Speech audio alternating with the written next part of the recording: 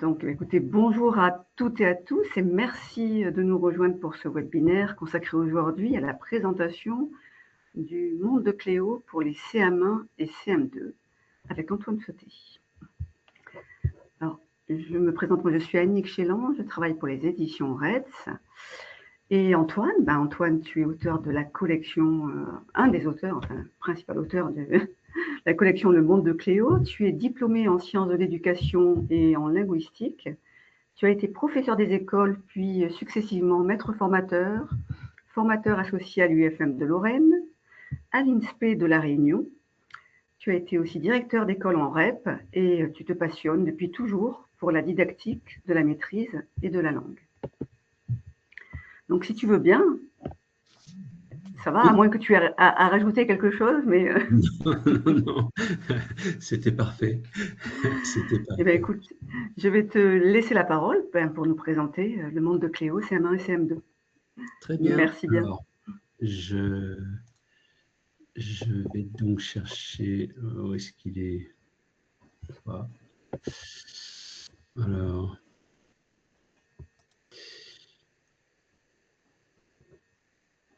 Alors, j'y suis presque. On croirait qu'on improvise comme ça, mais pas du tout, hein. On vient de faire un essai il y a 5 minutes. Mais Ah, voilà, j'ai trouvé la bonne fenêtre. Voilà, mon C'est parfait, c'est bon, ça s'affiche. appareil. Très bien. Eh bien, je démarre. Donc, cette nouvelle édition pour le CM1, le CM2, et j'en profite aussi pour dire que on a conçu et publié à peu près en même temps Le Monde de Cléo 6e, qui vient donc compléter et proposer des outils pour l'ensemble du cycle 3. Mais aujourd'hui, je vais m'en tenir au CM1 et au CM2. Donc Cléo, c'est une collection qui est un peu de bouteille maintenant, hein. On en est à la 4e réédition, mais cette fois-ci, plus qu'une réédition, c'est vraiment une refonte complète de toute la collection. Vraiment, la collection a été entièrement remise à jour. Alors, bien sûr, en tenant compte des nouveaux programmes qui sont parus en 2025. Alors, je ne vais pas commenter les nouveaux programmes, mais globalement, il y a peu de changements de fond en ce qui concerne la maîtrise de la langue. Il y a eu un déplacement de quelques notions entre le CM1 et le CM2, ou entre le CM2 et la 6e, voire le cycle 4 même. Et pour faire un très rapide état des lieux aujourd'hui, ce que l'on remarque si l'on analyse un petit peu les résultats des évaluations nationales qui sont désormais passées pour chaque niveau et chaque année, eh bien, on retrouve des difficultés d'apprentissage au cycle 3. Et ces difficultés, eh bien, elles sont toujours plus ou moins du même ordre, de l'ordre de la grammaire des accords, de l'orthographe d'une manière plus générale. Et donc, évidemment, tout enseignant et par là aussi tout concepteur de manuel ne peut avoir que ces questions en tête quand il s'agit soit de faire la classe au quotidien, soit de concevoir une méthode, un dispositif pour permettre aux élèves d'apprendre mieux, d'apprendre plus efficacement. Alors, bien sûr, cette nouvelle édition est conforme au programme 2025, mais en plus de cette mise en conformité, si on veut, par rapport aux quelques légères modifications qu'il y a eu dans ces programmes, eh bien, avec ma co-autrice Joëlle Gardette, nous avons vraiment repensé toute la collection de A à Z. Vous le savez peut-être, mais l'ancienne édition de Cléo proposait déjà des outils qu'on appelait Cléo École Inclusive, mais qui nécessitait de s'équiper d'un fichier différent qui était conçu pour les élèves 10, pour aller vite, pour les élèves à besoins éducatifs particuliers. Et on s'est lancé un défi avec Joël il y a maintenant 3 ans de ça, hein, au moment où les projets de programme étaient déjà dans l'air. C'était de proposer une collection, en tout cas des outils élèves, qui soient les mêmes d'emblée, c'est-à-dire qu'on n'ait pas besoin d'acquérir d'autres manuels, fichiers, matériels complémentaires que ce qui est proposé d'emblée. Et j'y reviendrai tout à l'heure. Alors, on a ancré notre réflexion autour de 2 grands domaines qui se recouvrent d'ailleurs partiellement. Les neurosciences. Qu'est-ce que nous apprennent les neurosciences sur l'efficacité de l'apprentissage dans le cadre scolaire, dans le cadre d'une classe, et également les avancées de la psychologie cognitive sur les 20 ou 30 dernières années.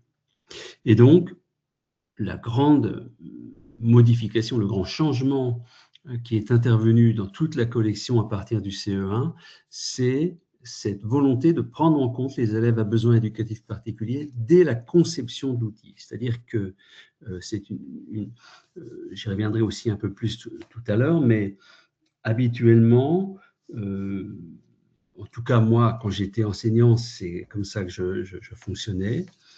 Je faisais classe, donc je proposais des leçons, des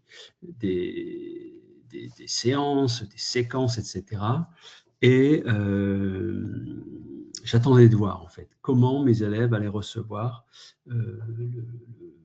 l'apprentissage, l'enseignement-apprentissage que je leur proposais. Et ensuite, j'intervenais parce que je remarquais que tel ou tel élève n'avait pas compris, ou que tel ou tel élève avait besoin de renforcement, ou peut-être de revoir des préalables avant l'étude de telle ou telle notion. Ici, la grande différence, c'est qu'on a essayé de prendre en compte, dans la mesure du possible, toutes les difficultés qui peuvent se présenter de manière à inclure, alors c'est vraiment le sens de l'école inclusive pour nous, ce n'est pas forcément empiler des dispositifs particuliers pour tel ou tel élève, mais c'est plutôt essayer d'inclure tous les élèves, y compris les élèves les plus fragiles, d'emblée dans un engagement vers l'apprentissage. Alors, 3 mots-clés, si on veut, dans cette nouvelle édition du Monde de Cléo. D'abord, c'est le tuilage et l'aspect spiralaire. Ce que nous montrent les neurosciences, autant que la psychologie cognitive d'ailleurs, c'est qu'il est plus efficace d'aborder un même sujet, un même thème, un même domaine d'apprentissage de nombreuses fois au cours de l'année, plutôt que de le voir d'une manière massée, c'est-à-dire qu'en 1 ou 2 semaines, eh bien, par exemple, on aborde la notion de sujet, et puis ensuite on passe à la suite. Donc Léo, ça ne se passe pas comme ceci. Je vous ai mis à l'image un extrait de la programmation annuelle. On espace les séquences d'apprentissage et on essaye de réviser, hein, c'est l'aspect spiralaire, de revoir, de réentraîner certaines notions, et tout en faisant ceci, eh bien, on essaye également d'accrocher une notion qui a déjà été découverte à un nouvel aspect de la même notion ou à une autre notion qui communique ou qui a des liens avec la première notion. Le deuxième aspect sur lequel je voudrais appuyer fortement, c'est que 3 séances courtes, par exemple de 20 minutes, ont un impact supérieur sur l'acquisition et la mémorisation des notions qu'une seule longue séance hebdomadaire. Moi, j'ai fonctionné presque toute ma carrière avec un emploi du temps, j'allais dire, standard, c'est-à-dire que, par exemple, le lundi, j'avais une leçon de grammaire au cycle 3, le mardi, une leçon, disons, de conjugaison ou une séance de conjugaison, le jeudi, une séance de vocabulaire, etc. En fait, cette manière de faire, ça signifie qu'on va passer beaucoup de temps chaque jour sur un seul aspect, une seule notion, par exemple sur une notion de grammaire. Si on y passe 1h10, 1h15, comme c'est souvent le cas, un jour par semaine, eh bien, on s'aperçoit que l'apprentissage est beaucoup moins efficace et surtout la mémorisation et l'automatisation des compétences que, par exemple, de couper en quelque sorte 7 heures en 3 fois 20 minutes et de les répartir sur la semaine ou au-delà de la semaine. Donc, ça signifie qu'on va faire plus de séances de grammaire, plus de séances de conjugaison, d'orthographe, de vocabulaire, etc., que dans un emploi du temps traditionnel, mais que chacune de ces séances sera significativement plus courte. Alors, 20 minutes, c'est une moyenne, et pour certaines séances, ça peut être juste une séance d'entraînement qui va durer 10 à 15 minutes, par exemple.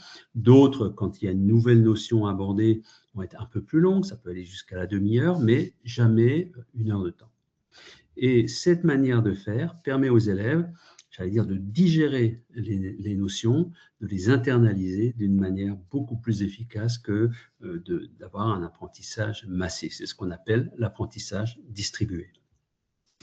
Et puis enfin, troisième aspect qui me semble important de préciser, c'est que nous nous sommes appuyés sur la conception universelle des apprentissages, qui est, disons, une manière de faire qui permet de prendre en compte, comme je l'ai dit tout à l'heure, tous les élèves d'emblée dès le début de la séance ou de la séquence. Alors,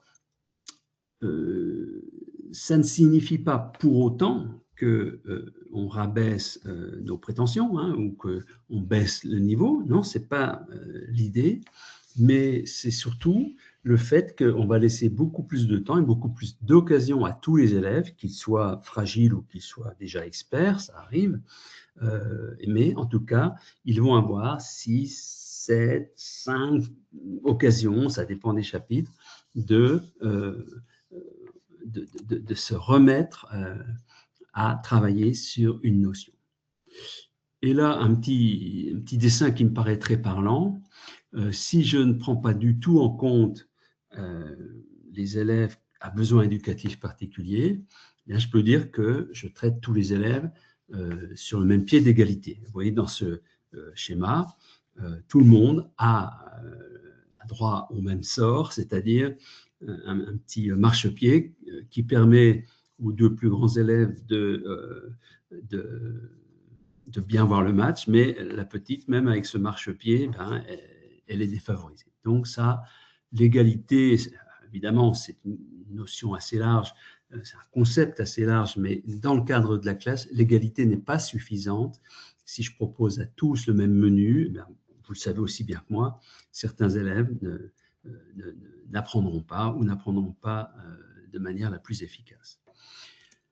Deuxième manière de voir les choses en classe, c'est d'essayer d'appliquer un principe d'équité.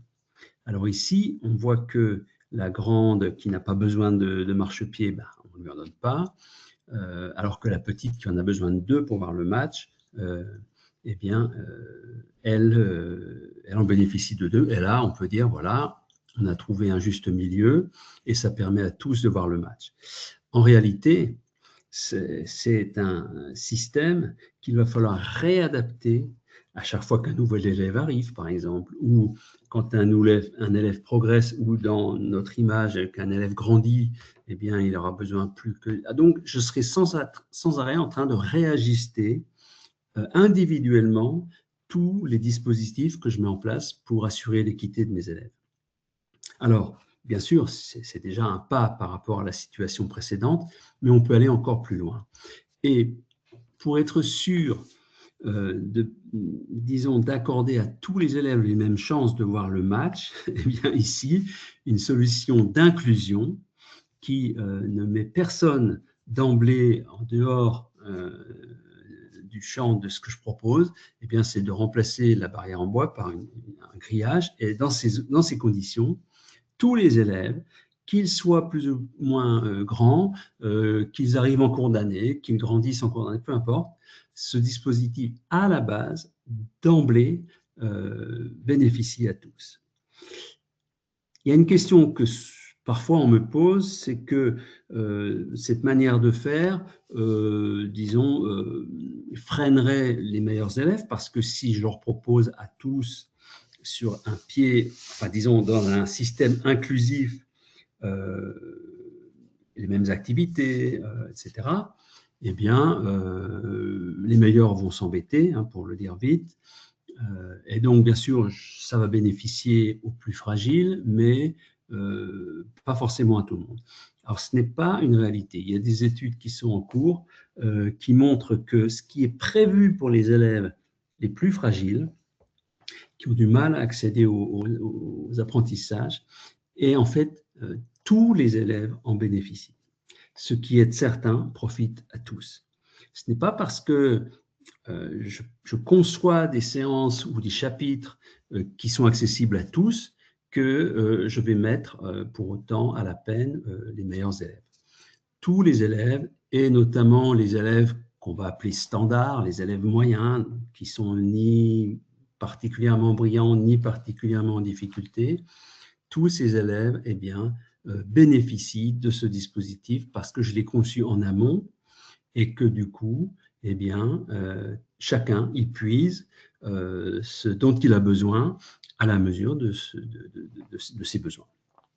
Ça, c'est réellement l'inclusion. Alors, pour rentrer un peu plus dans le concret, voici une double page du manuel. Alors, je crois que ici, c'est une double page du CM2, mais en réalité, c'est exactement le même type de mise en page. Alors, quand je dis manuel, je rectifie, du fichier, puisque cette année, sont parus en premier les fichiers, donc des consommables, et les manuels paraîtront pour la rentrée suivante. Alors, les domaines d'apprentissage sont symbolisés par 4 couleurs. Tout ce qui concerne la grammaire, et j'y inclus le système verbal, donc la conjugaison, et dans une couleur bleue. Tout ce qui concerne l'orthographe est sur fond vert. Tout ce qui concerne la compréhension est sur fond jaune-orangé. Et enfin, tout ce qui concerne le vocabulaire est sur fond rose. De cette manière, les notions sont clairement, enfin plutôt les domaines sont clairement montrés d'emblée et les élèves s'y repèrent. Je reviendrai tout à l'heure sur des aspects de la mise en page. Alors, comment s'organise concrètement une semaine de travail? Alors là, j'ai pris une semaine un petit peu au hasard dans la période 2, et chaque semaine de travail, en principe, bien sûr, chaque enseignant peut moduler la programmation ou la réorganiser selon ses préférences ou les besoins de ses élèves. Alors, normalement, disons que c'est comme ça que ça a été conçu, chaque semaine, on va travailler sur 3 doubles pages du fichier. Donc, ici, vous voyez qu'il y a le plus souvent ces 2 activités par page, et donc, sur ces 6 pages, il y a en tout 12 activités. Alors, vous pouvez me dire, s'il faut que je fasse 12 séances de maîtrise de la langue au cours de la semaine, je vais exploser mon capital temps, mais je vous demande de garder à l'esprit le fait que chacune de ces séances est beaucoup plus courte que ce qu'on considère habituellement. Alors, par exemple, lundi, je vais travailler sur 3 de ces activités. En principe, on s'arrange pour, disons, prendre des séances d'apprentissage dans différents domaines. Là, vous voyez qu'il y a une séance d'orthographe, une séance de vocabulaire et une séance de grammaire. Le mardi, alors c'est juste un exemple, bien sûr, chacun pourrait organiser ça selon les contraintes de son emploi du temps. Par exemple, le jour où on va au stade ou à la piscine, eh bien, généralement, on a moins de temps pour la maîtrise de la langue, et donc ça serait comme le vendredi, par exemple, eh bien, juste 2 séances. Voilà. Donc, en moyenne, 3 séances, mais ça peut monter à 4, ça peut descendre à 2, ça dépend aussi, bien sûr, de la durée prévisible de chacune des séances. Vous voyez dans la 5e page une très courte séance d'orthographe. Celle-ci, elle va être faite par les élèves en 5 à 10 minutes maximum. Donc, vous voyez que la notion de séance est bien à envisager sous le mode distribué, c'est-à-dire que je n'explose pas mon capital temps pour la maîtrise de la langue, mais je multiplie le nombre de séances, chacune beaucoup plus courte qu'une séance de manière générale. Par ailleurs, la programmation est organisée autour de 5 périodes de 6 semaines. En réalité, vous savez que les périodes, elles varient entre 6 et parfois 8 ou 9 semaines, selon la zone ABC, etc. Mais ce qu'on a essayé de prévoir, c'est des temps de respiration au cours de l'année. C'est-à-dire qu'on n'est pas toujours l'impression d'être dans une course contre la montre en disant je suis en retard sur le programme, je n'ai pas fini telle séance, je n'ai pas fini tel chapitre, etc. Ici, on a, disons, prévu organiser le travail sur 30 semaines sur les 36 que comporte une année scolaire. Ça permet bien d'ajuster la programmation au cas par cas, et chaque enseignant, bien sûr, sera en mesure d'étaler ou de réduire d'ailleurs la programmation selon son envie ou selon les besoins spécifiques de sa classe. Donc, beaucoup de souplesse dans la programmation. Alors, les séances ou les activités, devrais-je dire, de Cléo sont de 3 types. Il y a 3 types de rubriques. Il y a la rubrique pour commencer. Bien sûr, comme son nom l'indique, c'est la séance par laquelle on entre dans une notion, puis viennent ensuite des séances pour s'entraîner et les séances pour aller plus loin qui ont un statut particulier dont je reparlerai tout à l'heure. Ici, on va essayer là, c'est un extrait d'une séance pour commencer du CM1. Alors, ce n'est pas un extrait d'une séance, excusez-moi, c'est un extrait de la page. La séance ici est complète. Séance de compréhension de l'implicite. Alors, vous allez voir que le texte déclencheur, il est accessible, c'est-à-dire que grâce à un logiciel, j'ai, disons, vérifié la lisibilité pour des élèves de CM1, c'est-à-dire que on essaye, dans la mesure du possible, de ne pas utiliser de lexique, de vocabulaire trop complexe ou de structure syntaxique trop complexe aussi pour des élèves de CM1, de manière à ce que tous les élèves puissent accéder au sens de ce texte. Ici, vous voyez 3 élèves fictifs qui ont, disons, qui ont donné l'état de la compréhension de ce texte, et ça permet donc les réponses de ces élèves fictifs d'avoir un débat collectif, comparaison de points de vue, bien sûr retourner au texte pour chercher des indices qui infirment ou qui confirment une impression qu'on a pu lire au moment où on a lu le texte, et puis bien sûr l'enseignant est toujours le pilote de ces séances pour commencer, qui ont un intérêt capital pour la suite de l'entraînement. Donc, c'est bien l'enseignant qui régule, bien sûr qui régule les débats pour ne pas laisser, par exemple, parler que les élèves en réussite, hein, qui donc va essayer de mieux prendre en compte les élèves qui habituellement s'expriment peu à l'oral. Il reformule quand c'est nécessaire, ou alors il va rendre visibles les stratégies des meilleurs élèves. Alors, quand je dis les meilleurs élèves, c'est disons, les élèves qui ont compris tout de suite l'implicite dans ce texte. Alors, bien sûr, c'est un exemple, puisque selon les séances, selon les domaines d'apprentissage, ces activités pour commencer peuvent prendre bien d'autres formes. Alors, contrairement à ce qui existait pour l'ancien fichier CE2 dans les anciennes éditions, cette phase pour commencer, cette rubrique pour commencer, elle apparaît déjà dans les fichiers qui sont parus ce printemps, et bien sûr, elle apparaîtra aussi dans les manuels qui sont prévus pour la rentrée suivante. Et pour chacune des séances, eh bien, dans le guide pédagogique, vous trouvez un descriptif très détaillé de la manière dont on peut mener les séances.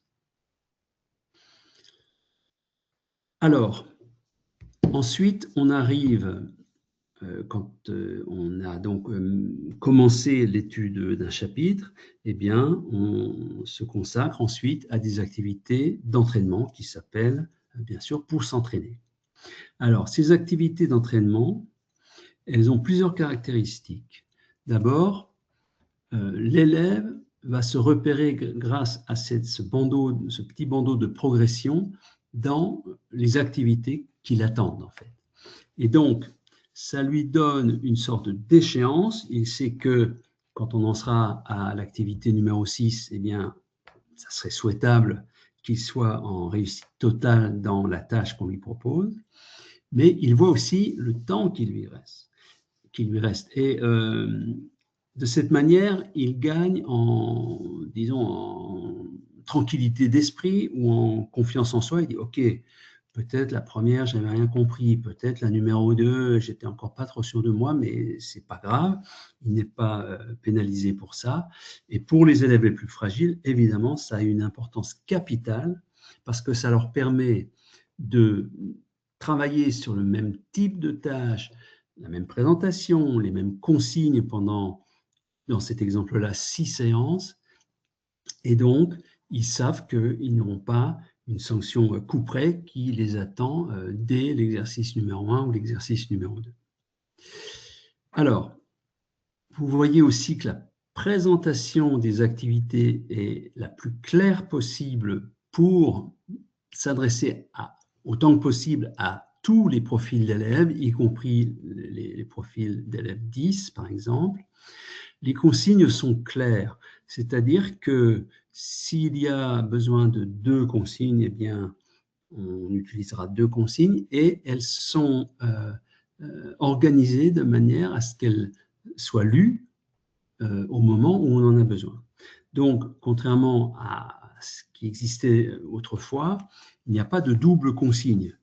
Vous connaissez, ou parfois même de triple consigne, des consignes du type lis la phrase, trouve le sujet, souligne-le en bleu, puis entoure le verbe en rouge. Vous voyez ce genre de consignes où il y a plusieurs tâches qui sont exprimées dans la même phrase. Dans le monde de Cléo, ça n'existe jamais. Vous voyez aussi que la mise en page est très aérée, très important pour les élèves qui sont en difficulté de lecture, d'ailleurs qu'ils soient 10 ou pas 10, hein, ce n'est pas uniquement un problème d'élèves 10. Pour tous les élèves, c'est ce que je disais tout à l'heure, cette mise en page est favorable à l'apprentissage. Elle ne gêne pas ceux qui n'en auraient pas besoin, en revanche, elle est très utile à ceux qui en ont vraiment besoin. Donc, vous voyez un texte très aéré, un interligne très large par rapport à la norme. Et ce qu'on vise dans ce type d'activité, d'entraînement, c'est de mettre tous les élèves en confiance. c'est-à-dire leur donner une perspective de réussite. J'y arrive pas encore très bien, mais dans quelques séances d'entraînement, je suis sûr que j'y arriverai de mieux en mieux. Et on vise aussi l'autonomie des élèves, c'est-à-dire que le format récurrent de la tâche, ce n'est pas faire 6 fois le même exercice, c'est pas ça l'important. D'ailleurs, ces exercices ou ces activités ne sont pas faites le même jour. Hein. C'est pas, pour prendre un exemple célèbre, on n'est pas dans un nouveau bled hein, où on dirait aux élèves prenez la page 25 et vous faites les numéros 154, 155, 156, comme moi-même j'ai eu à le vivre quand j'étais élève. Non, non, pas du tout. On ne fait jamais 2 exercices de la même série le même jour. Il va se passer quelques jours, une semaine, parfois 2 semaines, avant qu'on retombe dessus. L'effet recherché, c'est d'abord la recherche en mémoire. Ah oui, je me souviens, j'ai déjà fait ce type d'activité. Et donc, de se replonger dans dans l'état d'esprit qui permet de réussir.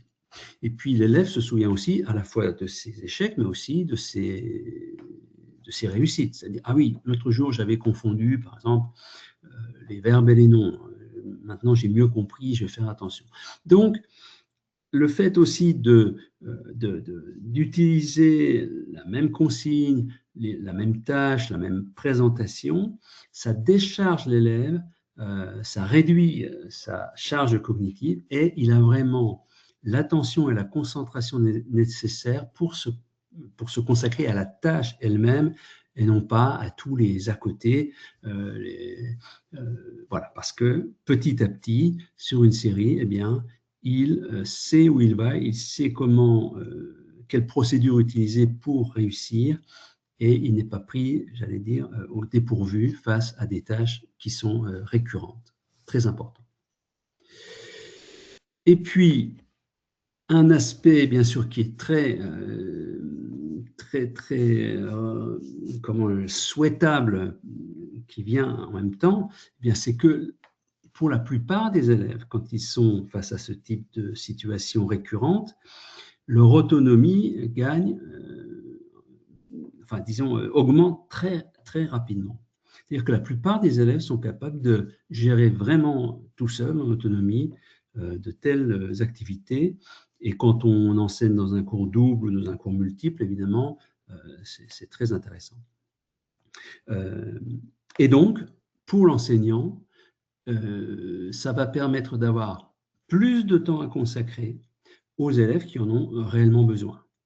Tous ceux qui fonctionnent et qui ont compris ce qu'il faut faire et qui sont en réussite, eh bien, on les laisse travailler de manière autonome et on a du temps pour les 2, 3, 4, parfois 10 élèves de sa classe qui sont en difficulté. Et on a vraiment l'occasion d'interagir de manière soutenue et consistante, si on veut, pendant ces séances d'entraînement. Alors, comme je vous le disais, il n'y a plus 2 outils séparés comme c'était le cas autrefois, c'est-à-dire un manuel pour l'élève que je vais appeler standard, et puis un manuel pour l'élève ou un fichier à l'époque pour l'élève à besoins éducatifs particuliers. Tout le monde travaille sur le même outil. Alors, si on rentre un petit peu dans le détail de la mise en page, la typographie qui a été choisie après plusieurs tests, c'est une typographie qui est extrêmement simple. On appelle ça sans empattement, c'est-à-dire qu'il n'y a pas de petits signes, de petits comment dirais-je, de petites pointes, etc., pour gêner la lecture. Donc, une police de caractère la plus accessible possible. L'interligne, donc l'espace entre les lignes, et même l'intermot a été augmenté, c'est-à-dire l'espace entre les mots. Vous pouvez peut-être le voir ici. Et là encore, c'est bénéfique à tous, que l'on soit avec un problème 10 spécifique de lecture ou pas, eh bien, les textes sont plus agréables et plus faciles à lire. Vous voyez sous l'activité des trames colorées qui alternent un bleu clair et un bleu encore plus clair. Alors, ici, ces trames colorées sont un moyen très efficace aussi de guider l'œil dans la lecture et également de réduire la fatigue oculaire. Et là, c'est vrai pour tout le monde. Quand on lit un texte imprimé en noir sur fond blanc, eh bien, le contraste est très grand et ça a tendance à fatiguer l'œil si on passe toute la journée sur des outils de la sorte. Et dans cet exemple, eh bien, vous voyez par exemple que nous avons 3 consignes donc, qui permettent de bien montrer les différentes étapes de travail, chacune arrivant après l'autre, et donc de donner un cadre de travail et une procédure de travail extrêmement précise pour tous les élèves. Et là encore, ce qui est utile aux élèves qui en ont besoin l'est également aux élèves qui, a priori, n'en auraient pas besoin. Et alors, un point que je tiens à signaler, parce que j'ai eu plusieurs questions et même j'ai senti un peu d'inquiétude par rapport à cette nouvelle édition du Monde de Cléo. Alors, les manuels sont bien prévus. Ils arriveront donc, comme je le signalais, l'année prochaine, en 2027. Alors, pourquoi on n'a pas sorti de front les deux? C'est simplement qu'on avait un programme de travail extrêmement chargé cette année et qu'on n'aurait pas pu assurer l'ensemble. Alors, ceci dit, dès l'année prochaine, donc la rentrée 2027, eh bien, vous pourrez panacher au sein de votre classe l'utilisation des manuels pour, disons, la plupart des élèves et peut-être, pour certains élèves qui en auraient besoin, l'utilisation des fichiers.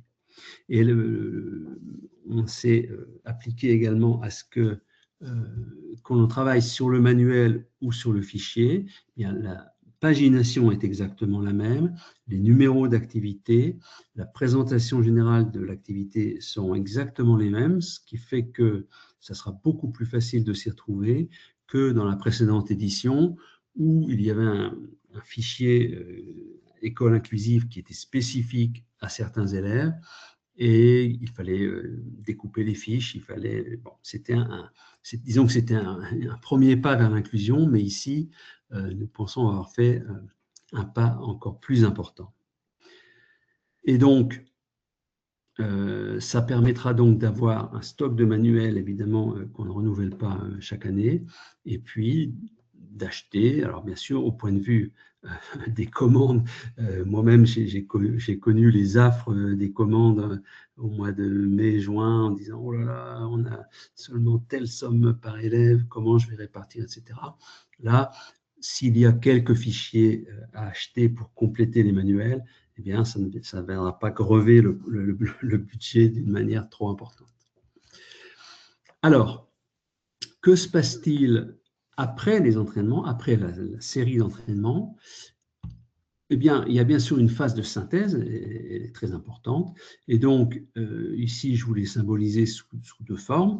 Il y a d'abord des affichages référents qui existent. Donc, ici, c'est la fiche du futur des verbes en ER. Il y a aussi, bien sûr, des leçons qui sont à apprendre et qui se trouvent dans l'aide-mémoire. Alors, l'aide-mémoire, il est inclus dans chaque fichier CM1, CM2.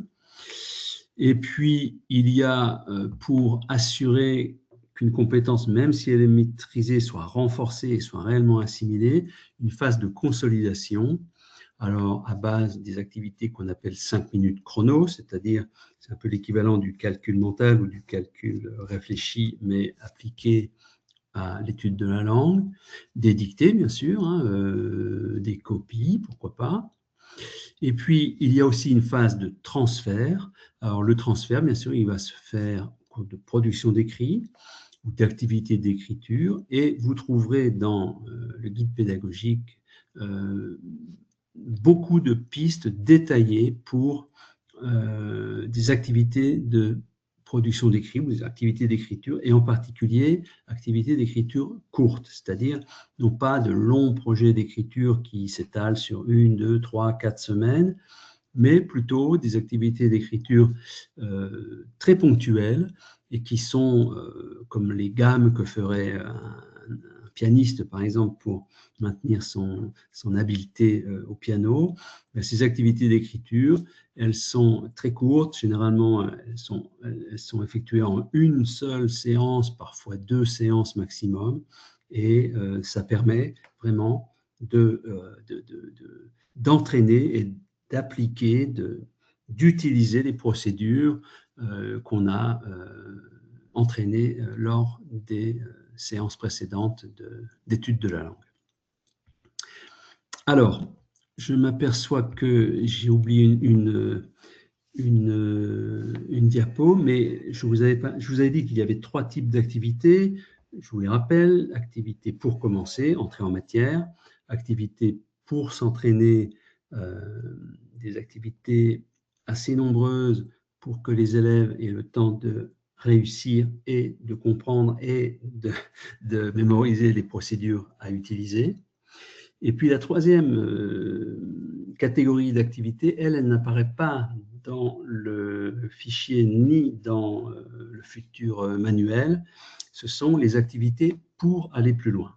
Alors, activités pour aller plus loin, elles ne sont pas destinées à tous les élèves, mais elles vont être pour vous, au quotidien, eh bien, la variable d'ajustement pour les élèves qui sont plus brillants que les autres, qui sont avancés, qui travaillent vite et bien, il y en a toujours dans chaque classe, et qui donc ont besoin de, disons, d'autres activités pour les tenir non seulement occupés, mais occupés utilement pendant que le reste de la classe termine son activité pour s'entraîner. Les activités pour aller plus loin, elles sont toujours en rapport avec le chapitre en cours d'études, mais comme leur nom l'indique, elles vont un peu plus loin, soit qu'elles demandent à l'élève un peu plus d'astuces, un peu plus d'habileté, soit qu'elles demandent à l'élève plus comment dirais-je, de compétences d'écriture, d'inventer un court texte, d'inventer des phrases, etc. Ou encore, elles vont un peu au-delà de ce qui est demandé au CM2 et permettent, disons, une introduction à certaines notions qui seront vues plus tard, en 6e en particulier. Ces activités pour aller plus loin, donc, elles sont proposées aux élèves au fur et à mesure qu'ils ont fini la tâche standard, la tâche que tous les élèves sont en train de faire. Elles sont donc, comme je le disais, plus complexes, elles demandent plus d'habileté et de ce fait, elles permettent d'assurer la différenciation, mais ce n'est pas une différenciation qui vise les élèves les plus fragiles, les plus en difficulté. Au contraire, la différenciation, elle s'adresse aux élèves les plus habiles, les plus avancés. Alors, nous mettons la dernière main, Joël Gardette et moi, en ce moment même, aux 2 guides pédagogiques, CM1, CM2, qui sont très conséquents, ils dépassent 300 pages chacun. Alors, la fonction principale de ces guides, c'est d'abord une mise en perspective des choix didactiques et pédagogiques. En tant qu'auteur, eh bien, je fais des choix. Je fais des choix didactiques, c'est-à-dire comment j'envisage d'enseigner et comment j'envisage évidemment aussi l'apprentissage de telle ou telle notion, des choix pédagogiques, c'est-à-dire comment je m'y prends pour essayer que les élèves soient au contact de cette notion nouvelle, par exemple, comment les intéresser au maximum à ce qui se passe dans ces séances de grammaire qui souvent sont vues comme plutôt rébarbatives. Voilà, c'est donc tout ceci est explicité. Il y a bien sûr les objectifs précis qui sont visés par chapitre, qui sont en rapport direct, bien sûr, avec les programmes actuels. Vous y trouverez aussi le descriptif détaillé du déroulement des séances, à la fois bien sûr des séances pour commencer, mais aussi des séances pour s'entraîner. Et également, vous y trouverez beaucoup de ressources périphériques, si on veut, ressources pour l'oral, des pistes de consolidation, l'analyse de séances, des outils complémentaires pour l'évaluation, par exemple, des rappels aussi qui sont destinés aux enseignants et aux enseignantes, des rappels d'ordre grammatical ou linguistique. Bien sûr, ils ne sont pas destinés directement aux élèves, mais ça vous donne, disons, une vision plus complète et plus précise des notions qu'il s'agit d'enseigner. Donc, vraiment, ce guide pédagogique, je le vois comme un outil d'auto-formation. J'ai été longtemps formateur et moi-même, j'ai découvert, non pas les maths, mais le plaisir d'enseigner les maths grâce au guide pédagogique de Rémi Brissot, avec J'apprends les maths et PicPi. J'étais à l'époque, disons, au milieu de ma carrière. Je n'étais pas spécialement intéressé par les maths ni par leur enseignement. Et une collègue m'a conseillé d'utiliser PicPi. À l'époque, j'avais un CE2. Et c'est en me plongeant, mais pas au mois de juillet ou au mois d'août sur la plage, hein, c'est au quotidien, dans ce guide, que j'ai trouvé des éléments de didactique, des éléments de pédagogie aussi, et les choix que faisait Rémi Brissot pour enseigner telle ou telle notion au programme, tout ça a fini par me passionner et ça a été pour moi un véritable outil d'auto-formation en maths. Et alors j'espère que pour vous, ces guides auront plus ou moins la même utilité. Et je rappelle aussi qu'ils existent, enfin ils vont être imprimés en version papier dans les semaines qui viennent, mais qu'ils existent également en version PDF, en version téléchargeable, et que donc vraiment, je vous invite à les consulter et à les utiliser parce que vraiment, vous y trouvez à la fois la philosophie du monde de Cléo, mais aussi les techniques, j'allais dire, au quotidien pour utiliser cet outil. Je termine sur le site Compagnon qui, là aussi, propose de nombreuses ressources. Alors, ces ressources, elles sont en cours de fabrication et de mise en page, mais elles seront toutes disponibles au courant de l'été, en tout cas pour la rentrée. La programmation annuelle complète. J'ai prévu 2 programmations pour cours doubles. Il s'agit CE2, CM1 et CM1, CM2, que vous trouverez aussi bientôt sur le site. Des activités vidéo projetables, des activités supplémentaires, des activités pour aller plus loin dont j'ai parlé, des affichages référents à imprimer. Il y a aussi énormément d'outils créés par Joël Gardette, des supports pour l'accessibilité, des caches, des pictogrammes, des étiquettes, etc. Je vous invite à découvrir tout ça. Et puis aussi des activités de production d'écrits prêtes à imprimer. Et voilà, j'ai fini sur les chapeaux de roue. Voilà. Merci Antoine. Effectivement, tu as peut-être répondu à un certain nombre de questions sur le double niveau, parce qu'effectivement, toujours, que ce soit Sylvie ou encore une autre personne, Valérie, qui demandait s'il y avait des activités pour travailler en double niveau. Donc, apparemment, tu vas proposer une programmation. Alors, oui, programmation en double niveau. J'ai répondu récemment à une question sur le groupe Facebook Le Monde de Cléo, à une collègue qui me demandait si j'envisageais pas seulement une programmation, mais carrément l'édition, la publication d'un manuel commun CM1, CM2. Alors, je lui ai répondu que 2-3 éléments sur cette question. D'abord, l'esprit des cycles, qui était, disons, prévalent dans les anciennes moutures des programmes, il a complètement disparu aujourd'hui, c'est-à-dire que pour chaque niveau, CE2, CM1, CM2, etc., eh bien, on demande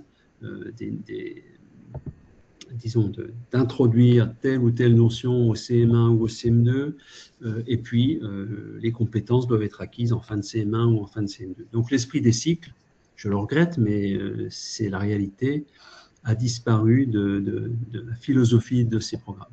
Donc du coup, ça devient beaucoup plus compliqué parce que par exemple au CM2, on doit enseigner l'attribut du sujet, par exemple, ou le passé simple, le plus que parfait. Il y a plusieurs notions comme ça qui sont spécifiques au CM2, et je ne vois pas comment concevoir un outil qui permettrait il ne faut pas oublier non plus que les CM1 de début d'année, ce ne sont jamais que des CE2 qui ont un été de plus. Et donc, je suis quand même très hésitant sur le fait qu'on arrive à faire des séances communes qui soient réellement utiles en même temps au CM1 et au CM2. Donc, ce n'est pas que je lâche l'affaire, mais en tout cas, la réflexion, pour l'instant, elle en est là. Alors, donc, les programmations que j'ai conçues pour les cours doubles, elles utilisent les deux outils, c'est-à-dire qu'il faut être équipé du CM1 et du CM2, ou du CE2 et du CM1, si c'est ce cours double qu'on a. Ce qui veut dire qu'il y a certaines notions qu'on arrive à traiter en parallèle, mais que chaque niveau va quand même travailler à son niveau de classe. Hein. Si les CE2 doivent travailler sur, par exemple, la relation entre le sujet et le verbe, ça sera différent de ce que font les CM1 qui, eux, ont des aspects un peu plus complexes à envisager. Donc, j'ai fait au mieux. Après, bien sûr, si des collègues utilisent ces programmations de cours doubles, eh bien, je serais très heureux d'avoir leur retour à la fin de l'année prochaine, de manière à peut-être les améliorer. Voilà. Merci Antoine. Quelques enseignantes qui me posent des questions sur l'orthographe et notamment les dictées. Comment sont travaillées l'orthographe et les dictées dans le monde de Cléo? Alors, il y a autour de 25 dictées qui sont prêtes dans le guide pédagogique. Alors, elles ne sont pas forcément dans un ordre de difficulté croissant, ou pas forcément d'ailleurs en lien direct avec la programmation, mais en tout cas, c'est un réservoir de dictées qui est là. J'y indique également comment on peut travailler en orthographe lexicale, en orthographe grammaticale, sur les mots invariables, etc. Et j'ai conçu ces dictées pour être utilisées comme des dictées à peu près hebdomadaires, disons, parce que contrairement au cycle 2 où il y a cette injonction de faire une dictée par jour, ici au cycle 3, il n'y a pas de nombre de dictées prescrits par les programmes, donc je pense qu'une hebdomadaire, c'est bien, mais ça n'empêche pas de faire des dictées de mots très très courtes dans le cadre des 5 minutes chrono, par exemple, ou des dictées de mettre au pluriel des groupes nominaux, mettre au pluriel un sujet et un verbe, par exemple. Ça, ce sont aussi des dictées, hein, en quelque sorte. Mais il ne faut pas imaginer que la dictée en soi est un exercice à privilégier automatiquement. Ça dépend en fait de ce qu'on recherche. Voilà. En tout cas, elles sont prévues. Je ne t'entends plus. Je ne t'entends plus. Excuse-moi, c'est moi qui n'ai pas activé mon micro, excuse-moi. Plusieurs questions concernant les évaluations. Est-ce qu'il y en a Alors, oui, il y a des dans évaluations. oui, merci. Alors, l'idée des évaluations, ce n'est pas de proposer, par exemple, en fin de période, comme c'est souvent classiquement le cas, c'est-à-dire qu'on arrive à la fin d'une période et pendant une semaine, on bloque une semaine et on fait des évaluations à tout crin dans tous les domaines. Alors, on peut toujours le faire comme ça, rien ne l'interdit, mais en tout cas, moi, ce que je pense préférable, c'est qu'à la fin de chaque chapitre, donc évidemment, quand on arrive au bout d'un chapitre, on n'est pas forcément au bout d'une période, hein, donc ça peut arriver n'importe quand dans l'année, eh bien, il y a une activité supplémentaire qui est prévue. C'est-à-dire que s'il y a, comme je l'ai montré tout à l'heure, 6 activités qui sont sur le fichier ou sur le manuel, il y en a une 7e qui est exactement du même format, de même consigne, de même complexité, et qui n'est pas sur le fichier ou sur le manuel, parce qu'elle sera donc photocopiée, ou imprimé, et les élèves auront à faire la preuve qu'ils ont effectivement acquis la notion qui est traitée dans ce chapitre-là en particulier. Donc, je sais que certains enseignants préfèrent regrouper ces évaluations sur une période courte, sur une semaine généralement. Pour ma part, quand j'étais enseignant, je préférais, parce que ces périodes d'évaluation, je trouve que ça générait beaucoup de stress chez certains élèves. Et le fait de les lisser, enfin disons de les proposer, de les distribuer tout au long de l'année, ça en fait des évaluations qui sont passées de manière beaucoup plus sereine généralement. Mais en tout cas, voilà, elles sont prévues, elles sont disponibles dans les ressources en ligne sur le site Compagnon, et elles prennent le format exact des activités qui ont été proposées avant. Et j'ajoute que l'idée aussi, c'est de ne pas piéger les élèves avec une évaluation qui changerait complètement de consignes, de type d'activité, etc. Ici, ce qu'on évalue, c'est vraiment ce qu'on a essayé d'enseigner et ce que les élèves ont appris. Donc, il n'y a pas de… Disons que le contrat entre l'élève et le maître ou la maîtresse, eh bien, il est le plus clair et le plus transparent possible. Voilà. Merci Antoine. Je réponds aussi à quelques questions de Stéphane qui est sur Paris, demande si les manuels seront disponibles entre janvier et mars, parce qu'effectivement les choix se font plutôt janvier et mars. Alors, entre février et mars peut-être, pour peut-être ouais. un niveau. Peut-être.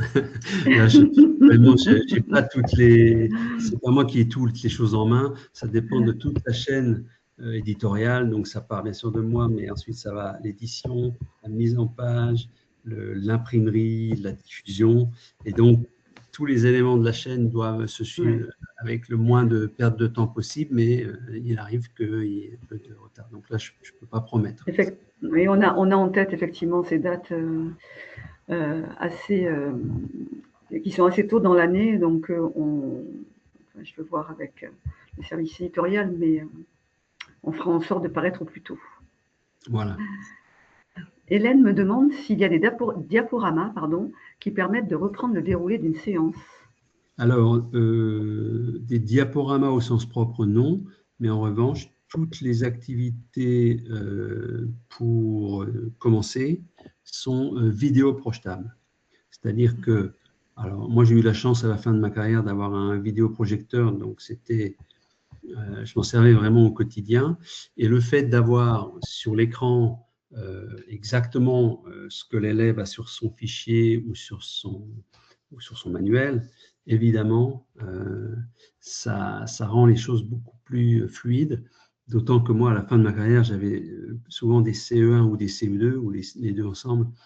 Et que, alors, évidemment, au cycle 3, on peut espérer que les élèves s'organisent un peu mieux sur le plan spatial, visuo-spatial, mais pour des cycles 2, c'était vraiment très bénéfique. Alors, je ne sais pas exactement ce qu'elle entend par diaporama, mais en tout cas, libre à chacun, bien sûr, de créer des ressources numériques à partir du déroulé tel qu'il est expliqué. Par exemple, il y a parfois des manipulations d'étiquettes quand on travaille sur les compléments circonstanciels. On dit aux élèves déplace ou supprime le groupe circonstanciel.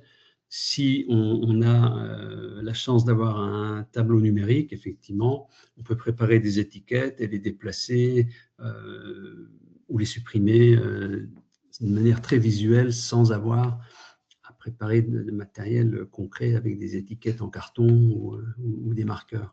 Donc, oui, c'est bien sûr possible, mais pour ma part, je ne les ai pas, disons, je ne les propose pas toutes faites. Et alors, je pense avoir la réponse, mais quand même, je la pose. Sylvie demande s'il y a des exercices interactifs dans le site compagnon.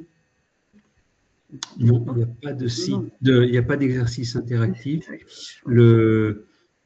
L'idée, c'est que même si on essaye de tirer le meilleur parti des progrès que permettent le numérique, le monde de Cléo est un outil de classe. Donc, il est, disons, plutôt rare de trouver des ordinateurs disponibles pour tous les élèves, par exemple, au sein d'une classe.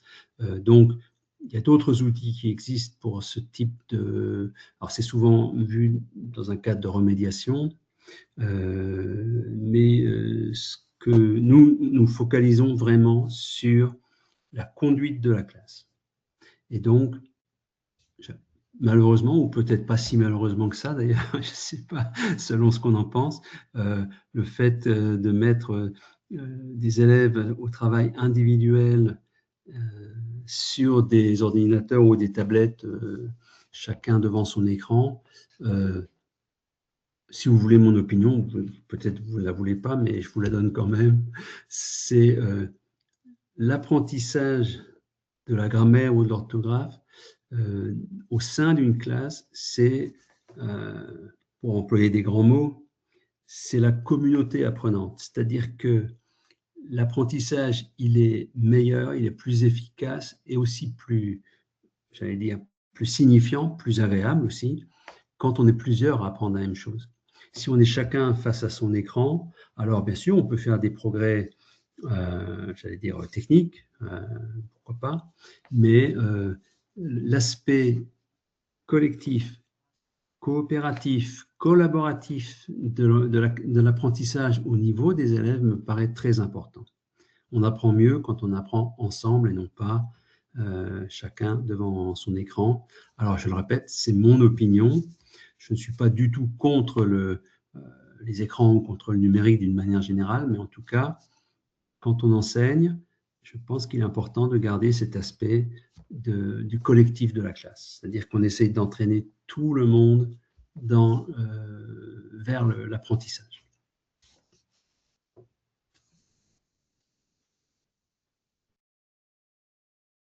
Antoine. Alors, une question plutôt sur les fichiers. Effectivement, cette année, comme tu l'as déjà dit, hein, nous avons publié une version fichier. L'année prochaine, il y aura la version manuelle. Et donc, il y a des enseignants qui veulent acheter la version manuelle. On est bien d'accord que dans cette nouvelle version de Cléo, le monde de Cléo, de nombreux exercices sont nouveaux. Oui. Tu en as parlé tout à l'heure, hein, la présentation. Enfin, voilà, on n'est pas du tout sur… C'est pas une simple réédition qui va changer quelques détails. Vraiment, là, on a la programmation est différente, la mise en page est totalement différente parce qu'autrefois, dans Cléo, chaque chapitre était présenté à la suite, alors que maintenant, ils sont répartis selon une programmation précise. Il y a beaucoup d'exercices nouveaux, il y a beaucoup de notions nouvelles qui sont traitées, enfin beaucoup, un certain nombre. Alors moi, je comprends hein, cette histoire de budget pour être passé par là. Je sais que c'est chaque année, on s'arrache les cheveux à se dire, mais alors si je prends 3 gommes de moins, ça me permettra d'acheter 3 cahiers de plus, etc. Mais alors, c'est ce que je disais également tout à l'heure. Alors, une collègue, je crois que c'était aussi sur le groupe Facebook, a suggéré, je vais acheter les fichiers cette année, mais je vais m'en servir comme des manuels. C'est tout à fait possible, c'est-à-dire que les élèves n'ont pas le droit d'écrire dessus. Donc, et puis l'année prochaine, je m'équiperai de manuels. Mais j'aurai cette série de 20 ou 25 fichiers qui seront encore, on l'espère, comme neufs. Et donc, ça me permettra effectivement de faire ce panachage dont je parlais tout à l'heure, c'est-à-dire j'ai les manuels pour la majorité des élèves et pour les quelques élèves qui ont vraiment… Alors, ça concerne surtout des élèves qui ont… Alors, ce n'est pas forcément des problèmes cognitifs, hein, d'apprentissage, c'est souvent des problèmes de dyspraxie, des élèves qui ont beaucoup de mal à écrire ou qui sont très lents pour l'écriture.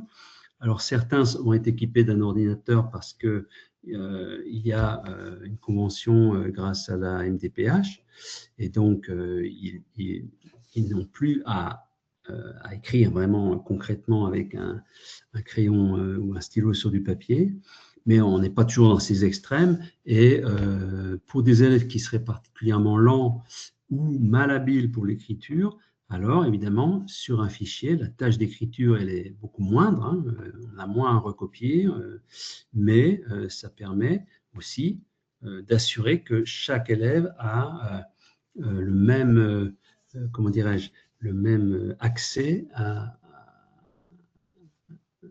l'apprentissage, en fait. Hein.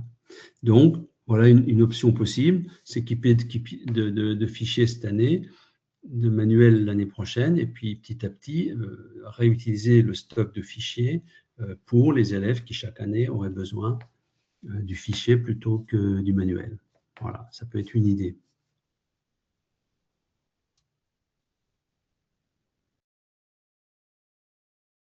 Merci Antoine. Je pense qu'on a répondu à quasiment toutes les questions. Écoutez, merci beaucoup pour votre présence à ce webinaire, pour votre participation active. Dans tous les cas, vous allez recevoir un email pour vous proposer de recevoir un spécimen du CM1 ou du CM2. Donc, n'hésitez pas à nous répondre. Vous retrouvez toujours toutes les informations et le fichier français CM1, français CM2 en feuilletage complet sur notre site si vous voulez vraiment le feuilleter avant de recevoir votre spécimen. Il y a vraiment toutes les informations sur le site RETS et puis sur le site compagnon, sur le groupe Facebook. Voilà, il y a pas mal de documents sur de nombreux supports. Merci beaucoup Antoine, merci beaucoup à vous toutes et tous et je vous souhaite une bonne après-midi. Merci Annick, merci à tout le monde et bon après-midi.